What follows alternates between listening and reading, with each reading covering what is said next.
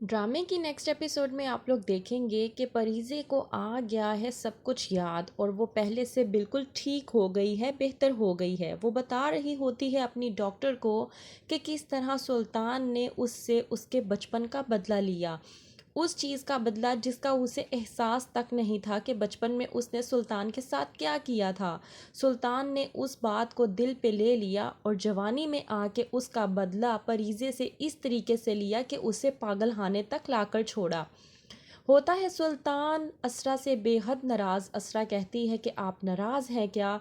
सुल्तान कहता है कि मेरी नाराज़गी से इतना ही मसला हो रहा है तुम्हें, तो ऐसा करो तुम कमरे से बाहर चली जाओ। असरा कहती है कि मैंने ऐसा तो कुछ भी नहीं कहा था, हमने अम्मा की तरफ जाना था।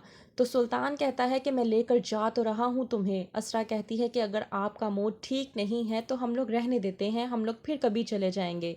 इस बात पर सुल्तान असरा पर भड़क उठता है और कहता है कि मैं ऐसा नहीं करूँगा, अब जाने के लिए तैयार हुई हो तो चलो, वरना तुम्हारे घर वाले समझेंगे कि मैं एक बहुत बड़ा विलन हूँ और मैं नहीं चाहता कि कोई मेरी ज़ात पे किसी भी किस्म की उंगली भी उठाए। होती है असरा बेहद परेशान कि किस तरह के सुल्तान के बर्ताव को और उसके रवैयों को समझे, जो कि उसके लिए समझना बेहद मुश्किल हो चुका है। दूसरी तरफ परीज़े जो पूरी तरह से ठीक हो चुकी है, वो अपनी डॉक्टर को बताती है कि किस तरह सुल्तान ने उसकी ज़िंदगी बर्बाद की। डॉक्टर कहती है कि इस सुल्तान ने जो तुम्हारी ज़िंदगी बर्बाद की, उसके बाद तुमने क्या अपने घर जाने की कोशिश नहीं की? परीज़े कहती है कि मैंने अपने घर जाने की कोशिश की थी, लेकिन उन्होंने मुझे कबूल नहीं किया। वहीं पर सुल्तान ने मुझे अकेला नहीं छोड़ा और उसने मुझे इस हद तक टॉर्चर किया कि उसने मुझे पागलखाने तक लाकर छोड़ दिया। और मेरी हालत तो फिर आप जानते ही हैं कि क्या से क्या हो गई थी। डॉक्टर कहती है कि अब तुम्हारी हालत में सुधार आ रहा है, तो मैं नहीं चाहती कि सुल्तान आए और तुमसे मिले और तुम्हारी हालत पहले की तरह हो जाए। तो बेहतर ये है कि सुल्तान जब आए तो तुम भी उससे मिलने से मना कर दो। आता है सुल्तान परीज़े से मिलने के लिए और तमाम तर स्टाफ की तरफ से इनकार कर दिया जाता है कि वो परीज़े से नहीं मिल सकता।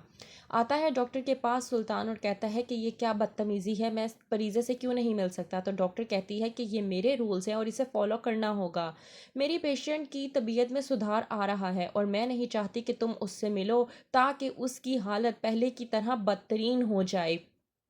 होता है सुल्तान को इसी बात का गुस्सा और आकर निकाल देता है वो तमाम तर गुस्सा असरा पर। यहाँ तक कि असरा जिसको अपने हाथों से बेहद प्यार था, अपने नाखूनों से बेहद बेहद प्यार था, आके सुल्तान कहता है कि तुम्हारे ये नाखून अब मुझे नज़र ना आए।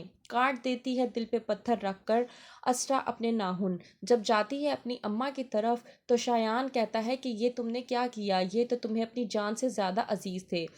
असरा की माँ कहती है बेटियों को अपने घर बसाने के लिए अपने दिलों की तमाम तर ख्वाहिशात का गला घोंटना पड़ता है, इसने तो सिर्फ नाखून काटे हैं और मुझे खुशी है कि मेरी बेटी ने इस तरह किया, क्योंकि शरीफ ख़ानदानों की लड़कियां हमेशा ससुरालों को खुश करने के लिए वो तमाम तर काम करती हैं जो उनको पसंद नहीं होते।